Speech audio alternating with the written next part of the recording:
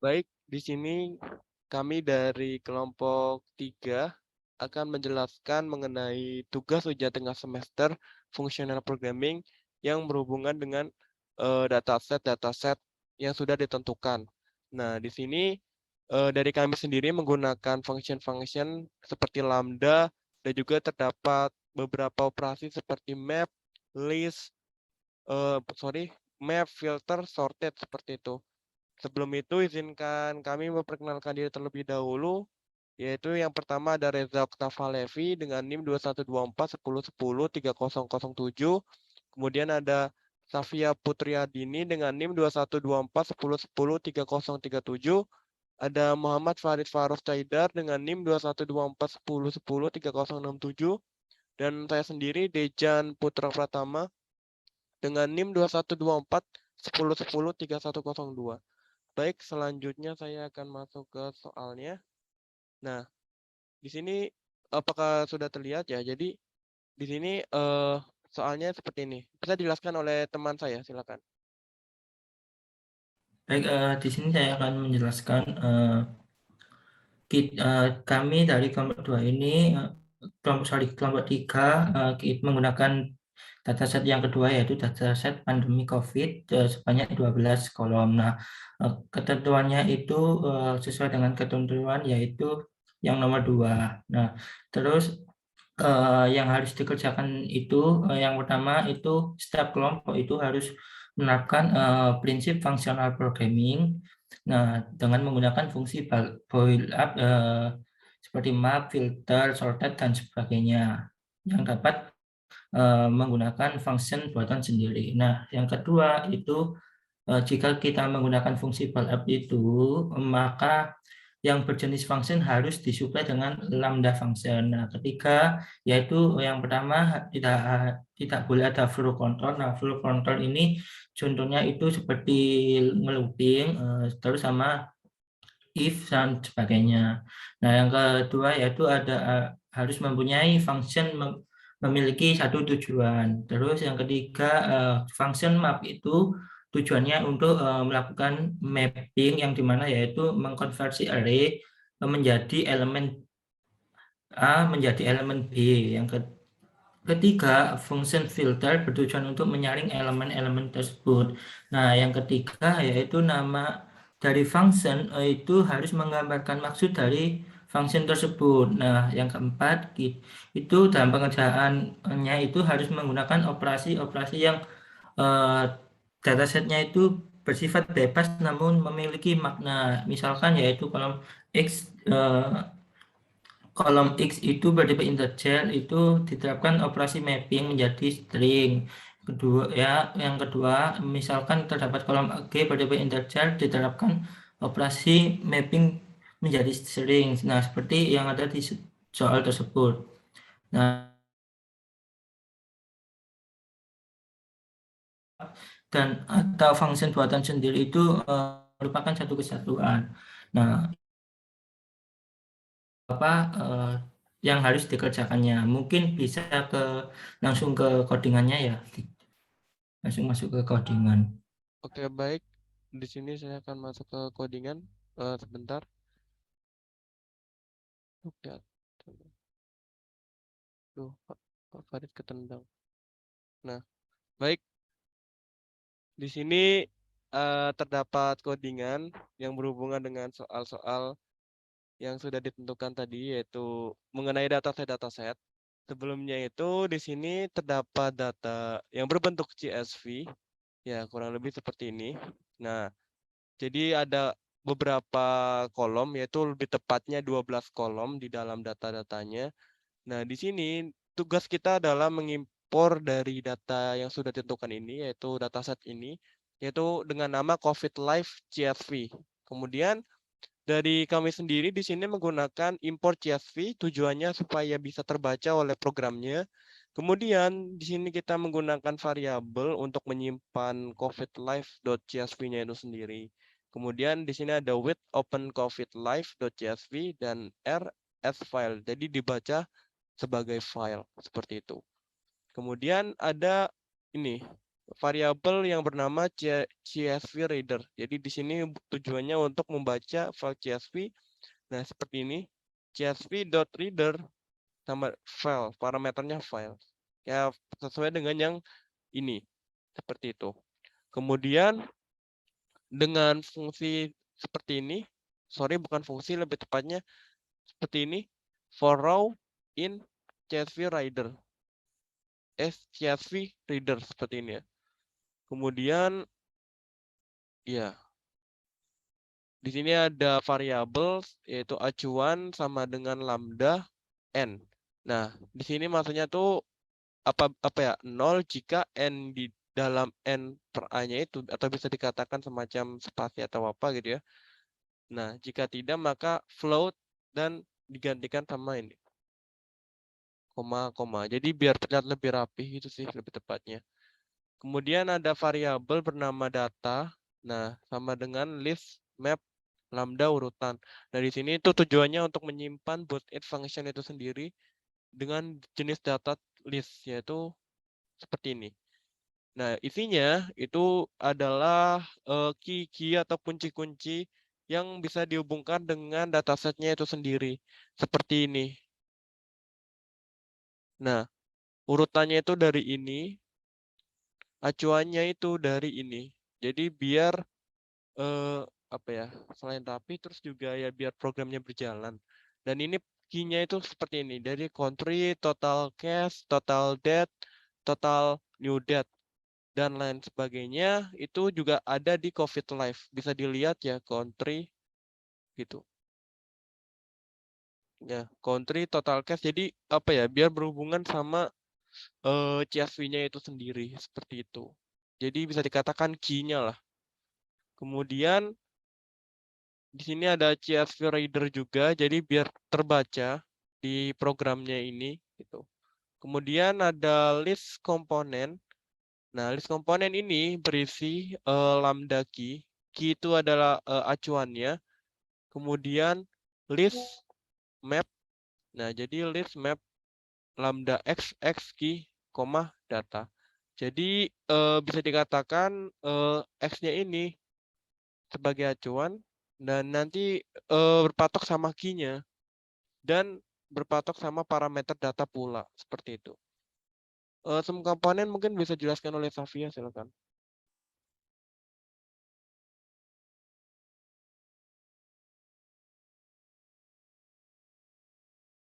Mohon maaf, mungkin semua komponen bisa dijelaskan oleh saya sendiri saja.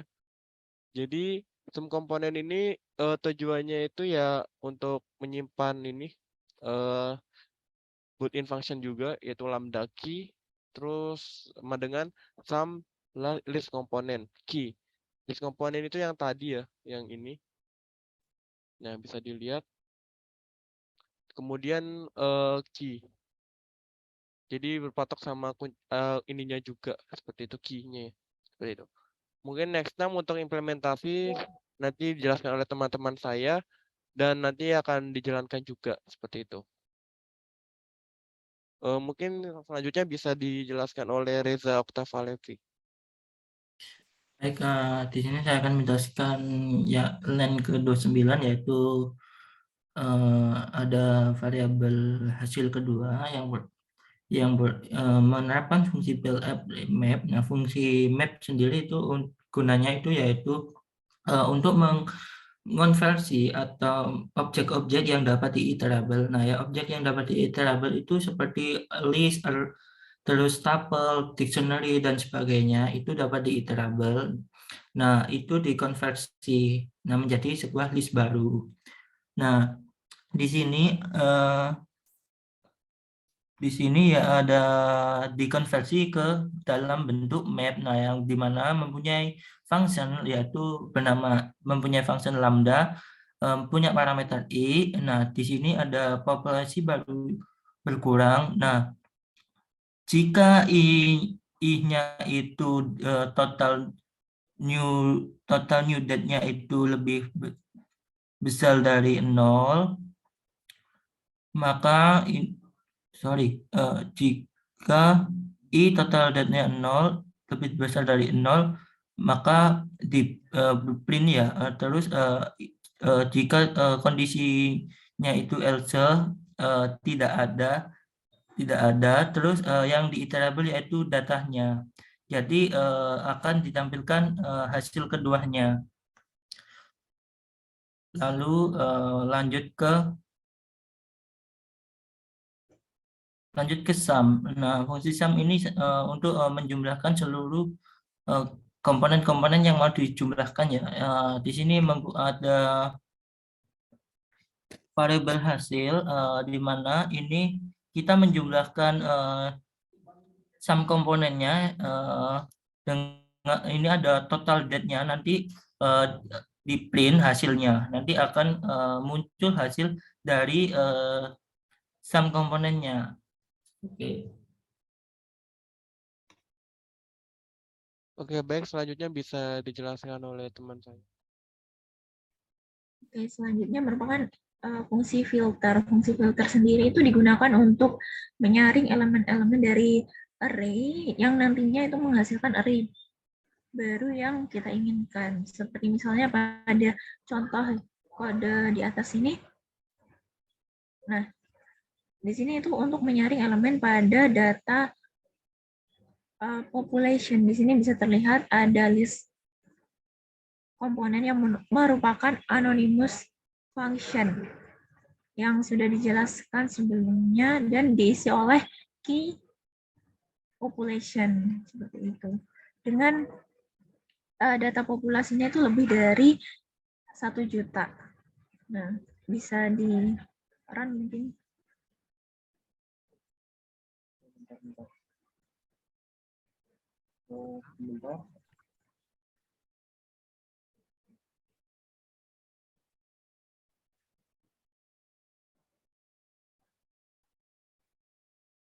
Jadi di sini untuk menjalankan dari program itu sendiri, kami sendiri jalannya itu satu-satu saja biar datanya itu nggak numpuk. Maka, nah, seperti yang diminta tadi, jika yang filter dijalankan akan seperti ini.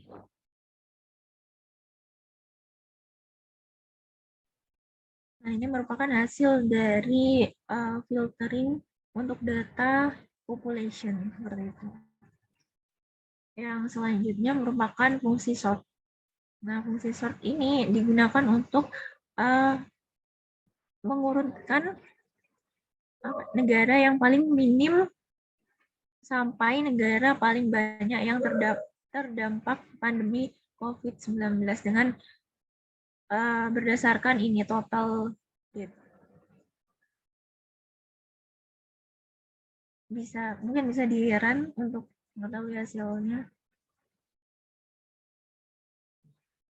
Nah, di sini terlihat bahwa negara-negara dengan total date paling sedikit itu terdapat di atas sampai dengan yang bawah itu merupakan negara yang paling banyak terdampak COVID-19 seperti itu.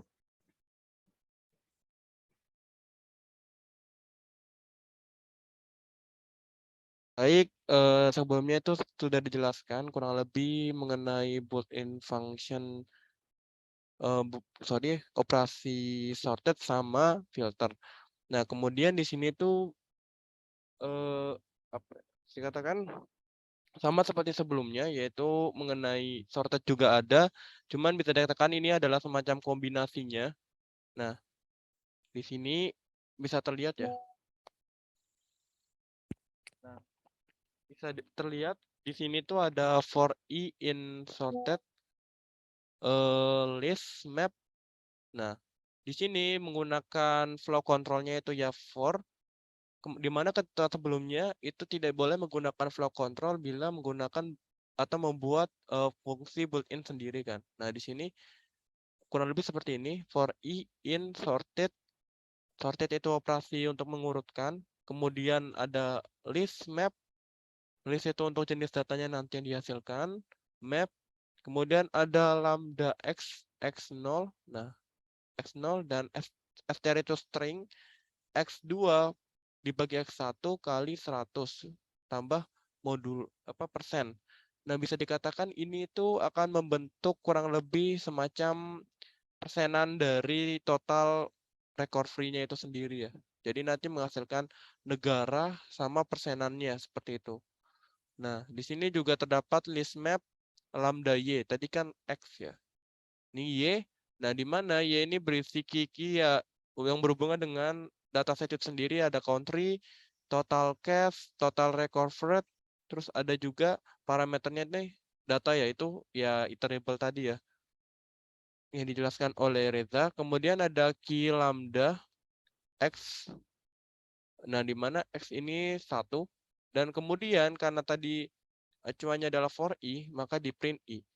Nah, jika dijalankan, nah seperti yang saya singgung sebelumnya, maka yang akan dihasilkan adalah negara dan persenannya dari total record free itu sendiri. Bisa terlihat ini dimulai dari persenan 0,0%, di mana ini dimulai dari negara Tunisia. Nah, kenapa bisa seperti ini? Karena di sini itu sudah ada yang namanya sorted. Jadi tujuannya untuk mengurutkan dari yang terkecil terlebih dahulu. Maka di sini bisa dilihat, maka yang akan dihitung itu dimulai dari yang terkecil, yaitu 0,0% seperti itu. Kemudian di sini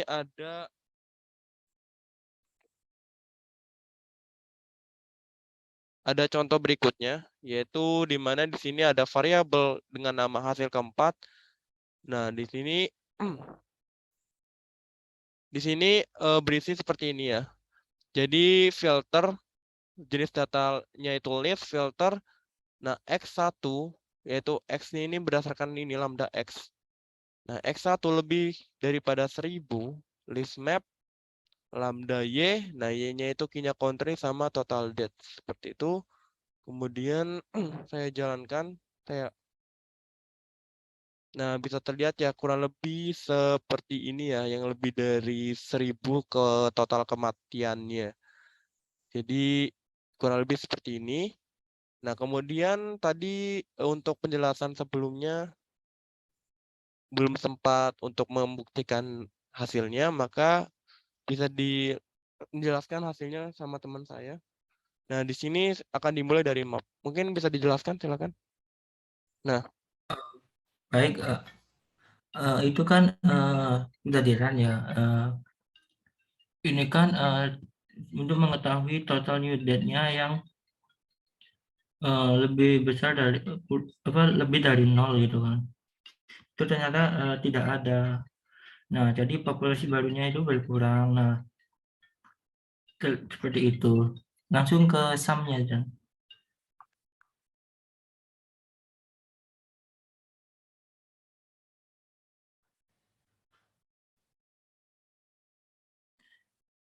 Nah, baik, itu sudah di-run oleh teman saya. Nah, ini kan sum ini kan untuk menjumlahkan dari total date. Nah, setelah di-run ternyata hasilnya yaitu ada seperti itu, ada 6547095 yang berupa float ya. Nah, seperti itu. Mungkin sudah. Nah, selanjutnya untuk sorted dan built-in function itu ada sebuah perulangan yang dimana itu ada operasi yaitu sorted. Nah, fungsi sorted ini untuk mengurutkan bilangan atau mengurutkan list dari yang terkecil ke yang terbesar. Nah, dalam perulangan sorted ini terdapat list. Nah, di sini adalah jenis data, lalu ada map. Map ini adalah suatu fungsi nantinya untuk membuat list baru. Situ di dalamnya ada lambda x, x0, str dan seterusnya. Ini untuk membuat presentase. Nah, jadi kan di bawah itu ada persenan 0,0%, 0,0% dan seterusnya. Itu menggunakan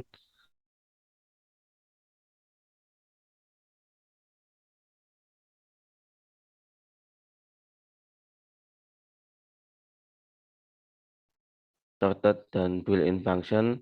Itu ada sebuah perulangan yang dimana itu ada operasi yaitu sorted. Nah, fungsi sorted ini untuk mengurutkan mengurutkan bilangan atau mengurutkan list dari yang terkecil ke yang terbesar.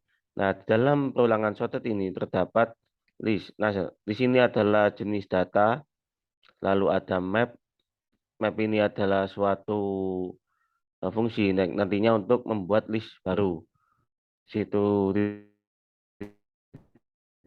dalamnya ada lambda x, x0, str, dan seterusnya. Ini untuk membuat presentase. Nah, jadi kan di bawah itu ada persenan 0,0%, 0,0%, dan seterusnya. Itu menggunakan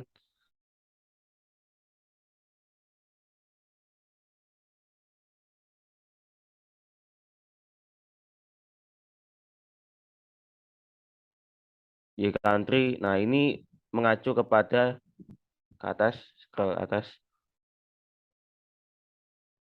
Nah, mengacu kepada di dalam list data ini yakni country, total cash, total debt, dan seterusnya. Terus, nah selanjutnya yang bawah. Nah, hasil keempat. Oh, itu sebelumnya ke kanan.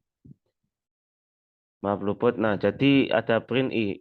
Ini merujuk kepada perulangan sebelumnya. Jadi kan tadi di sebelah kiri, ke kiri.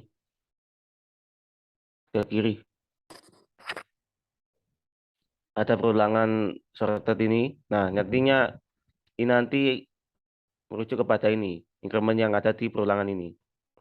Nah, selanjutnya untuk hasil keempat itu sama dengan print, list, filter. Nah, ini fungsinya juga sama. Nah, jika di print maka hasilnya print.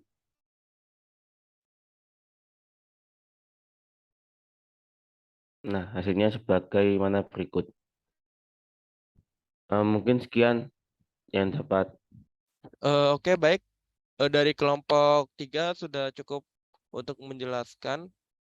Ya, cukup sekian dan terima kasih. Wassalamualaikum warahmatullahi wabarakatuh.